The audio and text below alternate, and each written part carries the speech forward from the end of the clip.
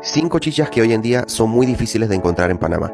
Hace muchos años en Panamá había una enorme cantidad de refrescos o chichas que ya hoy en día o no se ven o simplemente son muy raras. El primero de los ejemplos de estas chichas es la chicha de Marañón, que por efecto de las diferentes enfermedades que atacan a este árbol, se ha dejado de degustar esta chicha en los hogares panameños. Otra de las chichas es la del maíz nacido. Esto tal vez por su difícil preparación. Aunque muchos lo desconozcan, hace ya bastante tiempo era muy común hacer chicha de plátano maduro. Una chicha que era muy común consumirla de paseo en los ríos era la chicha de corozo. El corozo es una fruta producida por una palmera con bastantes espinas. En algunos restaurantes de Chiriquí aún se puede consumir, pero la verdad es que es bastante raro. Y sí, aunque yo nunca consumí la chicha de pifá, siempre me han comentado de que con esta fruta se podía hacer un refresco. El problema es que al igual que con el marañón, el pifá se ha vuelto bastante escaso y los frutos ahora son muy costosos.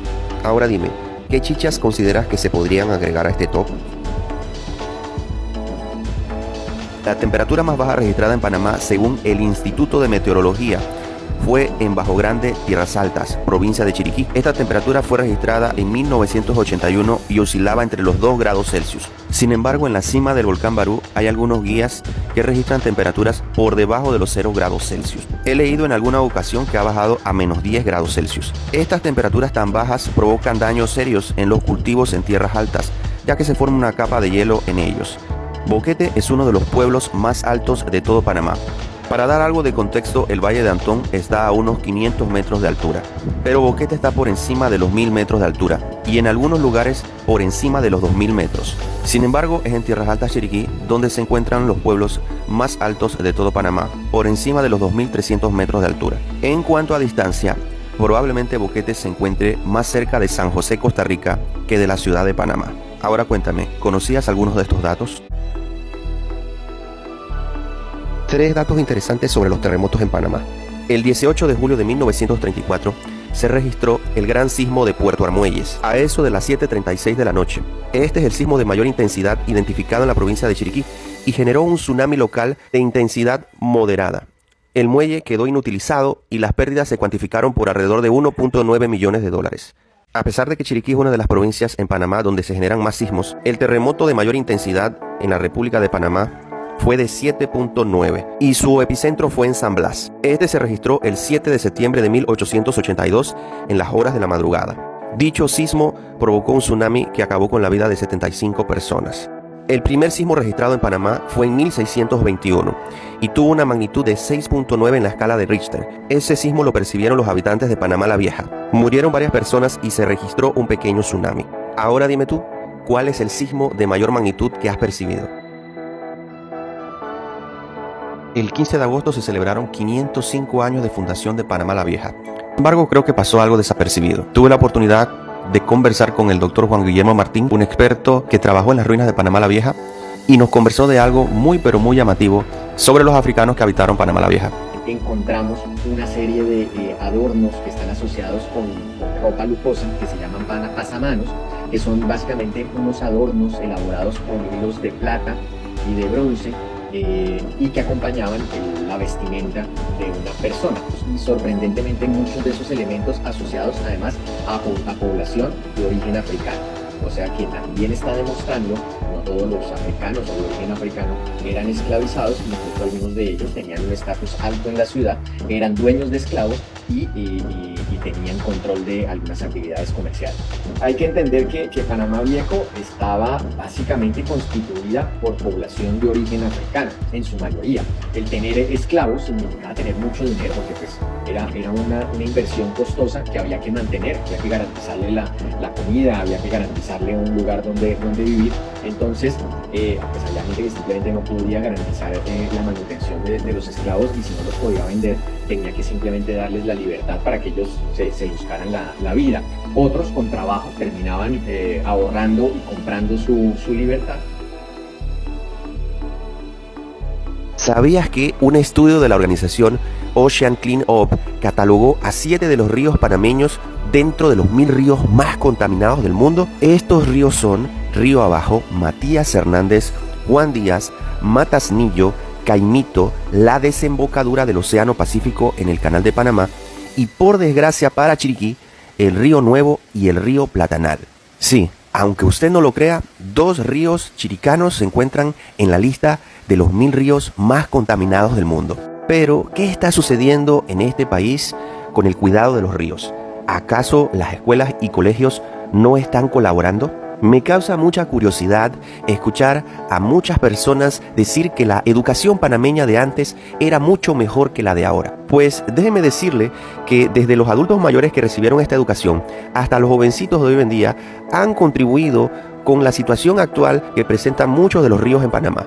Es decir, que la educación de antaño no fue tan buena en este aspecto. Estoy seguro que en todos los colegios de la República de Panamá se habla del cuidado del ambiente. Por lo tanto, que varios ríos en el país estén contaminados no es por falta de información, sino por falta de conciencia. Ahora te pregunto yo, ¿crees tú que este país es ambientalista? Que parece que el volcán Barú, bueno, esa es la evidencia como que perdió alrededor de varios cientos de metros de altura, principalmente por esa actividad explosiva que tiene, ¿no? No sé, usted me confirmará, habré leído en alguna ocasión de que arriba en la cima había evidencia de nieve. Hace unos 50.000 años, antes de la destrucción del volcán Barú, estábamos en un proceso de una pequeña era glacial, o sea que geológicamente nosotros hemos tenido varios periodos glaciares pequeños. Entonces, la altura tope para el trópico es 4.000 metros para que se forme nieve. O sea, 4.000 y más metros se forman campos de nieve en la cumbre. Y estos campos de nieve generaron desgarres o huellas producto de que el peso de la nieve tenía que moverse hacia elevaciones más bajas, ¿verdad? Por gravedad.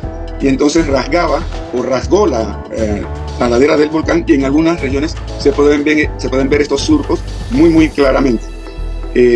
Luego ocurre, a más o menos 50.000 años, ocurre esta erupción, pero la parte más elevada del volcán Barú, la ladera más elevada que mira hacia el norte prácticamente, quedó allí cuando ocurre la explosión. ¡Bum! Todo explota, todo se mueve, pero esa ladera quedó allí, y allí es donde se pueden percibir este proceso glaciar. Igualmente, el volcán vuelve a crecer, alcanzando elevaciones importantes, y vuelve y ocurre el mismo proceso eruptivo.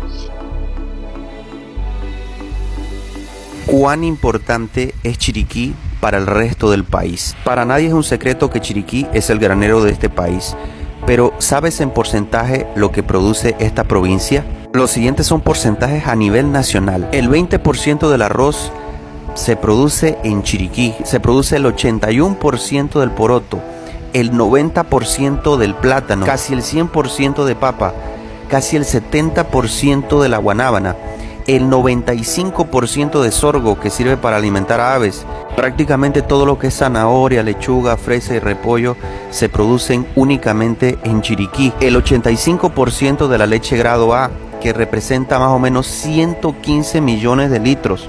Gran parte de los eventos feriales nacionales se realizan en esta provincia, siendo la Feria de David la más grande de todas, y tal vez la Feria de Boquete la más llamativa por sus flores. Más de 316.000 reses se registraron en 2019 en Chiriquí, lo que representa el 21% de la producción nacional. En Chiriquí se produce el café más caro del mundo, el café Geisha, que llegó a costar más de $10.000 el kilo. Todo esto es lo que produce Chiriquí. Comparte si estás orgulloso de ser chiricano. Esta planta que observas aquí es una nueva especie de orquídea encontrada en el 2022 en el bosque protector Palo Seco en la Reserva Forestal La Fortuna. Este género de orquídeas es probablemente el que genere las flores más variadas y fragantes del país. Pero este no es el único descubrimiento en los últimos 20 años en la provincia. También en el 2005 se descubrió una nueva especie de esponja en el Golfo de Chiriquí, nombrada como Aplycina chiriquiensis. De la misma manera, para el año 2020, en medio de los graves problemas sanitarios que nos impedían llevar una vida normal, se descubrió una nueva especie de briófito conocido como Ceratoleyeunia panamensis en honor a nuestro país. El mismo fue encontrado en el Parque Internacional La Amistad. Justo en el límite entre Chiriquí y Bocas del Toro, en el 2017 se descubrió y observó una nueva especie de salamandra conocida como Bolitoglossa catiledecae. La misma presenta una coloración rojiza intensa, muy poco común entre estos anfibios. Para comprobar si esta era una nueva especie, se tuvieron que hacer análisis de ADN. Y finalmente, para el año 2022, la científica alemana Tina Hoffmann y algunos otros investigadores descubrieron 17 nuevas especies de macrohongos en Chiriquí, hongos que no se han registrado en ninguna otra parte del mundo. Estos hongos pertenecen al género Entoloma. Ahora cuéntame, ¿cuántos de estos descubrimientos desconocías? Observen estas imágenes terroríficas. Un policía en Panamá lucha por salvarle la vida a un hombre que está siendo atacado por abejas, probablemente africanizadas. Desgraciadamente en Panamá, estas imágenes y videos sobre ataques y muertes de abejas africanizadas no son poco frecuentes. ¿Pero qué es una abeja africanizada y cuál es su origen? La abeja Apis mellifera es originaria del Viejo Mundo y fue introducida al continente americano por los europeos en el siglo XVII.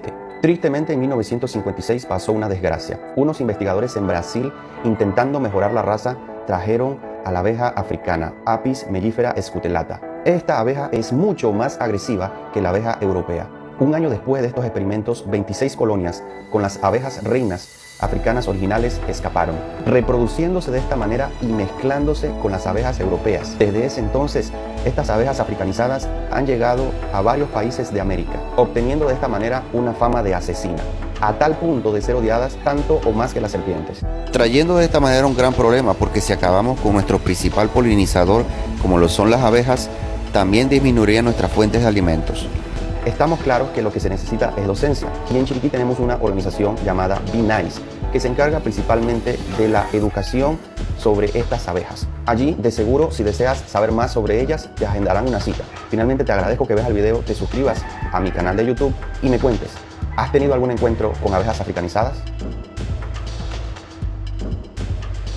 A pesar de que la ciudad de David es la ciudad cabecera de una de las provincias más turísticas de Panamá, como lo es la provincia de Chiriquí, lo cierto es que es un lugar con pocos atractivos turísticos. De hecho, en las últimas décadas ha crecido tan desordenadamente como se observa en estas imágenes. Hay pero muy pocas áreas verdes, lo que ha fomentado su clima caluroso y la enorme contaminación de varios de sus afluentes. Ese crecimiento desordenado ha hecho que sea casi imposible que tú puedas parquear tu auto en lugares cercanos al centro de la ciudad. ¿No les parecería increíble que la ciudad cabecera de nuestra provincia estuviera en algún lugar de la costa? Turísticamente se vendería mucho mejor.